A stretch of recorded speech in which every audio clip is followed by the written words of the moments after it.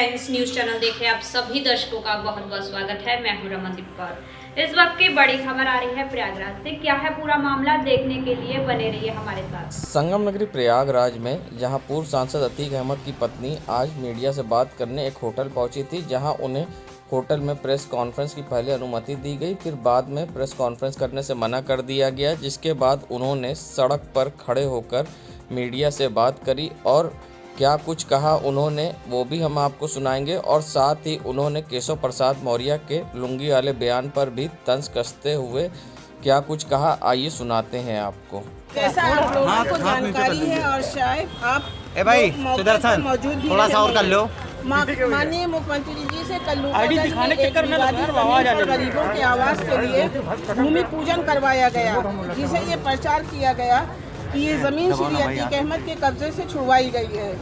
आपको जानकारी देना है कि ये जमीन हम लोगों के करीबी श्री रफातुल्लाह और अच्छे भाई की जमीन थी और उन लोगों के हक में जिसकी बाकायदा रजिस्ट्री है, लेकिन इस बंगले का इस्तेमाल मेरे पति करते थे, खास तौर से चुनाव में चुनाव सामग्री रखने और कार्यकर्ताओं के रुकने के लिए इस बंगले का इस्तेमाल किया जाता था। क्षेत्रीय विधायक ने सस्ती लोकप्रियता हासिल करने के लिए माननीय मुख्यमंत्री जी को भ्रमित करके एक विवादित जगह का भूमि पूजन करवा दिया गया। उक्त बंगला अदालत से रिलीज किया गया है और इस बंगले का विवाद हाई कोर्ट में पेंडिंग है, जिसमें सरकार बाकायदा पार्टी है। प्रशासन ने इस बात को माननीय मुख्यमंत्री जी से छिपाया और चुनावी स्टंट के लिए ये नाटक किया।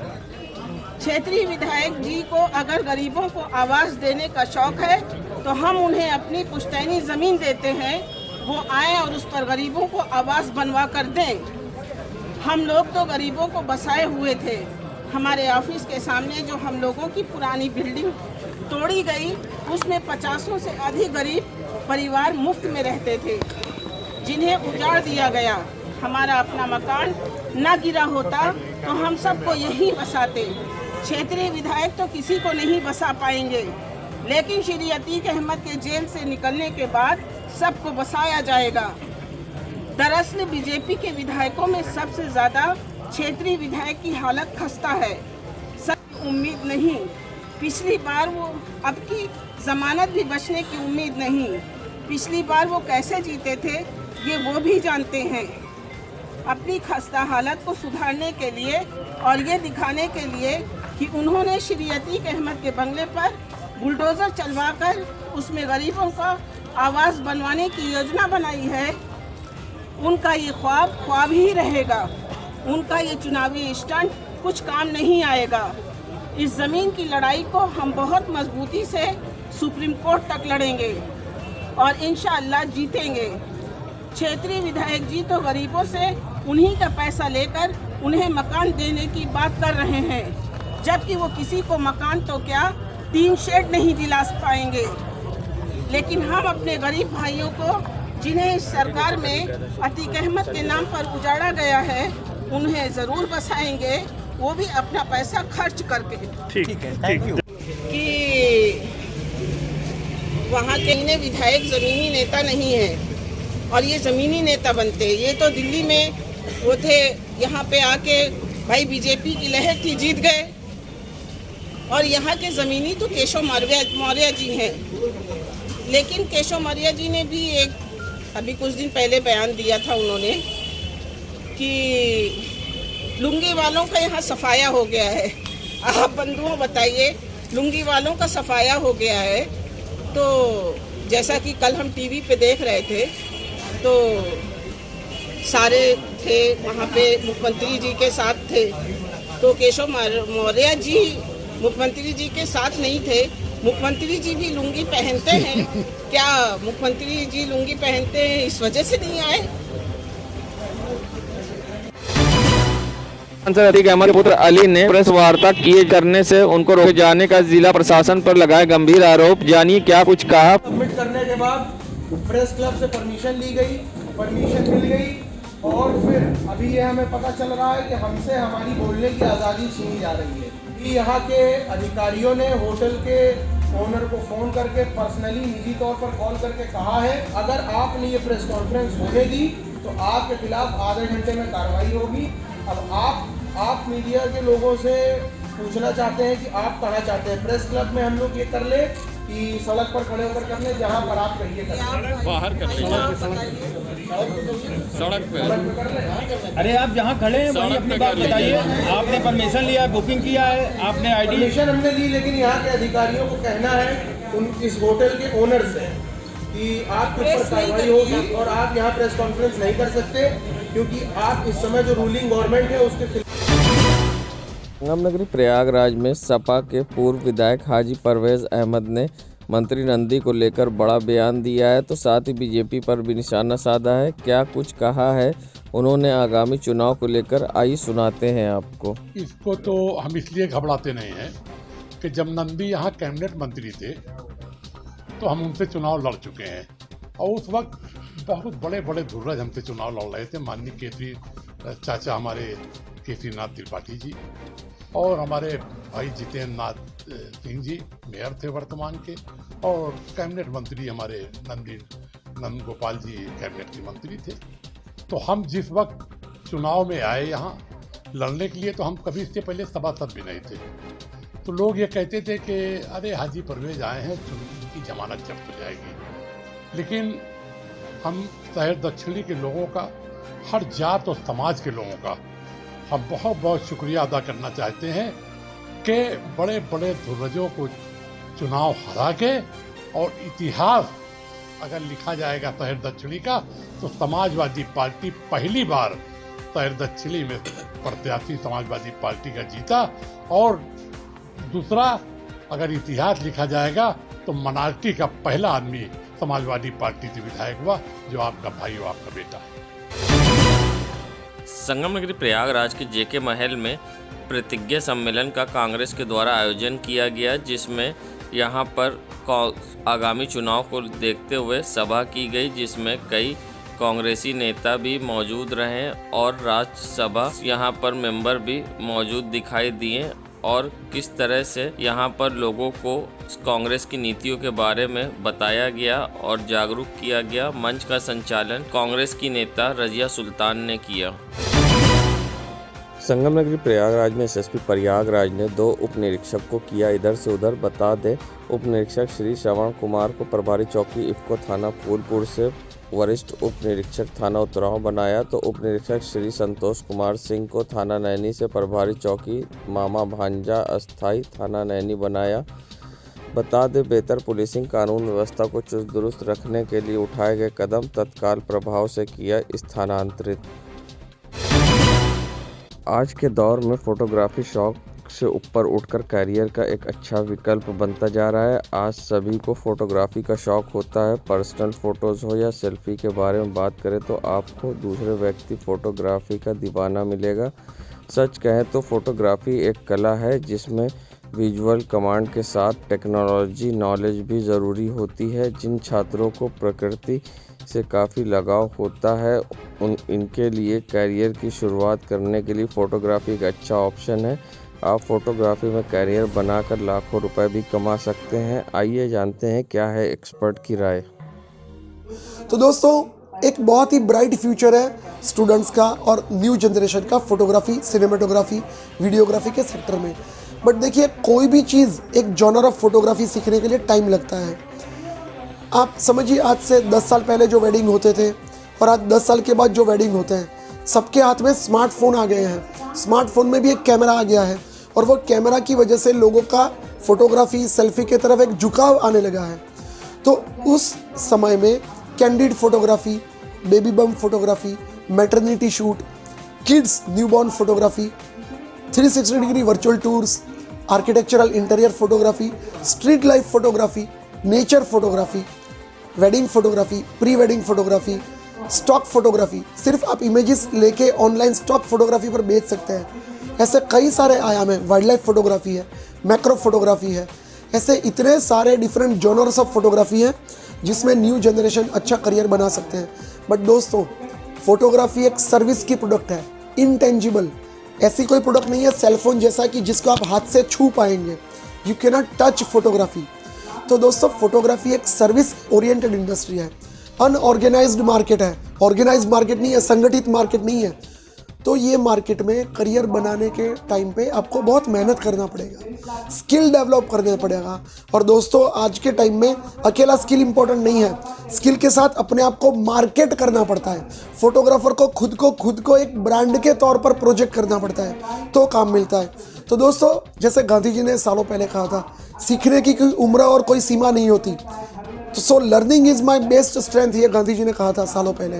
तो दोस्तों एक फोटोग्राफर हमेशा सीखता रहता है। मैटरनिटी शूट करवाते हैं, बेबी शावर शूट है, न्यूबॉर्न किड्स फोटोग्राफी है, कॉमर्शियल कॉर्पोरेट फोटोग्राफी है, पोर्ट्रेट फोटोग्राफी है, मैट्रिमोनियल शूट है।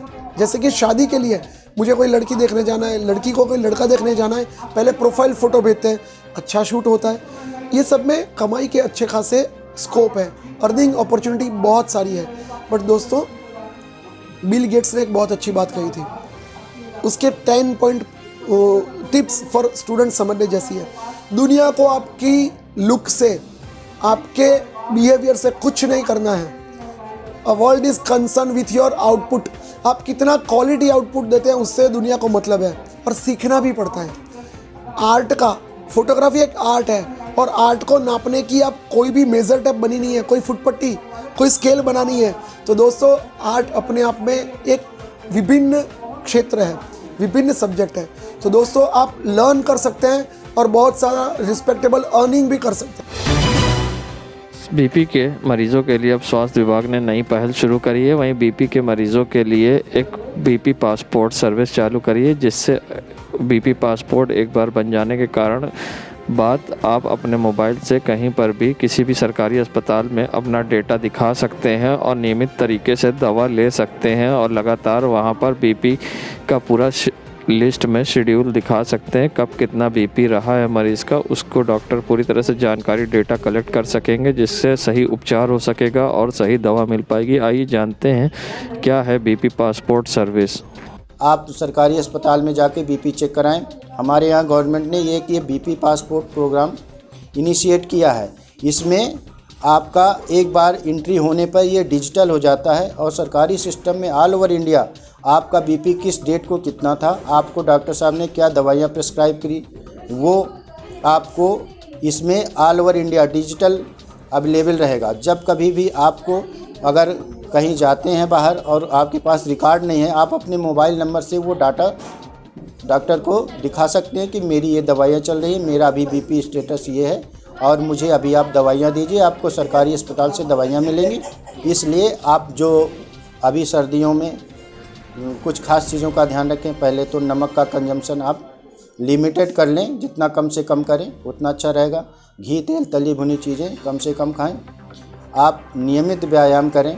व्यायाम में ये ज़रूरी नहीं कि आप कौन सी एक्सरसाइज करते हैं, अगर एक्सरसाइज करते हैं तो कार्डियो करें, नहीं तो वॉकिंग सबसे सेफ़ है, वो करिए। योगा प्राणायाम भी कर सकते हैं। उसके अलावा कोल्ड एक्सपोजर से बचें और जब भी कभी बाहर निकलें प्रॉपर वूलन और वार्मर पहन कर जाएं, जिससे कि आपको ठंड ना लगे।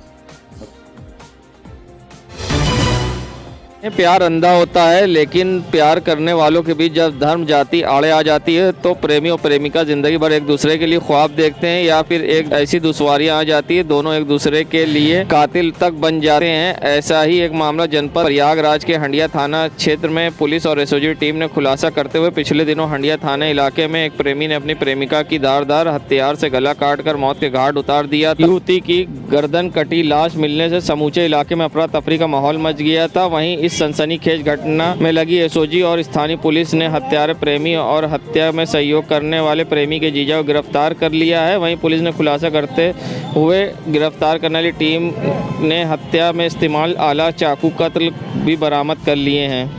लोगों को ज्ञात है कि दिनांक 25/12/2021 में थाना हंडिया सैदाबाद क्षेत्र में एक लड़की की गला काटकर हत्या कर दी गई थी। उसी घटना का आज खुलासा किया जा रहा है। यह कार्रवाई एसओजी और थाना हंडिया द्वारा संयुक्त रूप से की गई है। 2 अभियुक्तों को, जिसका नाम शिवपाल और दीपचंद्र पाल है, दोनों को जेल भेजा जा रहा है। अभियुक्त शिवपाल ने अपने बयानों में यह बताया कि उसका लड़की से प्रेम संबंध थे।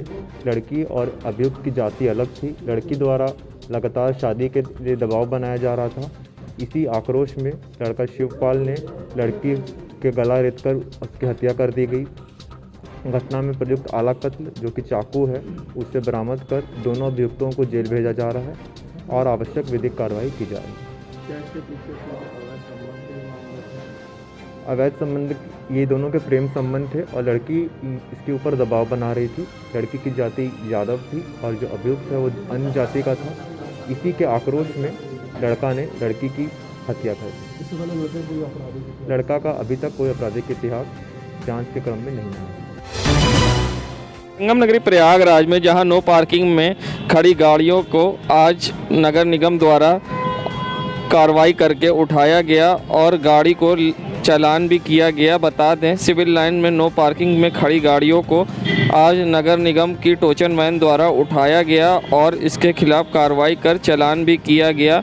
अक्सर यहां नो पार्किंग में खड़ी गाड़ियों से जाम लगता है जिससे आने जाने वालों को होती है परेशानी। संगम नगरी प्रयागराज ये नज़ारा है गढ़ी सराय की सड़क का, जहां होटलों के बाहर गरीब मजबूर लोग खाने के लिए लंबी लाइन लगाते हैं, मगर सबसे बड़ी बात यहाँ पर सुरक्षा से खिलवाड़ हो रहा है। ना ही यहाँ पर सोशल डिस्टेंसिंग है, ना ही चेहरे पे मास्क। सरकार की गाइडलाइन के बाद भी अब चौक बाज़ार में उल्लंघन हो रहा है। गढ़ी सराय की होटलों के बाहर ये लंबी कतार लगी दिखाई दी और ना ही यहाँ लाइन में लगे लोगों के चेहरे पे मास्क था, ना ही सोशल डिस्टेंसिंग। वहीं यहाँ से गश्त पर गुजर रही शाहगंज पुलिस ने को भी इसकी परवाह नहीं दिखाई दी। बता दें यहाँ जिस तरह से भीड़ लगी है और लोगों के चेहरे पर मास्क नहीं, आप अपनी स्क्रीन पर देख सकते हैं। कोविड गाइडलाइन का उल्लंघन हो रहा था। वहीं यहीं से बगल से गुजर रही शाहगंज पुलिस के लोगों के भी चेहरे पे मास्क नहीं था और पुलिस ने नियम कानून पालन कराना ज़रूरी नहीं समझा क्योंकि वो खुद उल्लंघन कर रहे थे। और यहाँ से गुजर रही शाहगंज पुलिस की जीप चला रहे पुलिसकर्मी के भी चेहरे पे मास्क नहीं था और कोविड गाइडलाइन का हो रहा खुलेआम उल्लंघन।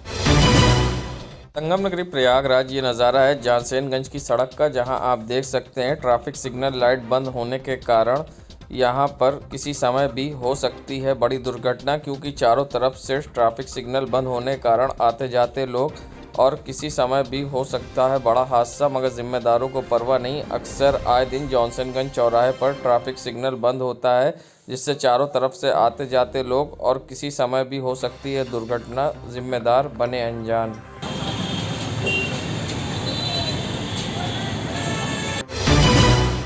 संगम नगरी प्रयागराज में आज हरिद्वार में लग रही धर्म संसद के खिलाफ इलाहाबाद में नागरिक समाज के बैनर तले दिशा छात्र संगठन समेत विभिन्न छात्र संगठनों ने एवं जन संगठनों तथा सामाजिक कार्यकर्ताओं ने विरोध प्रदर्शन किया। विरोध प्रदर्शन के दौरान दिशा छात्र संगठन की ओर से अवनीश PCL की सीमा आज़ाद, आनंद मालवीय, फर्टिलिटी मूवमेंट की सारा अहमद सिद्दीकी, कर्मचारी नेता अवनीश मिश्रा, ICM के विवेक, आयशा के मनीष, SFI के विकास स्वरूप तथा अधिवक्ता मंच के राजीव ने अपनी बातें रखी। कार्यक्रम का समापन गायत्री गांगुली ने की। वहीं यहां पर इकट्ठा हुए कई संगठनों ने महात्मा गांधी की मूर्ति के नीचे खड़े होकर धर्म संसद के खिलाफ विरोध प्रदर्शन किया। देश दुनिया की खबरों के लिए world media times news channel को सब्सक्राइब करें।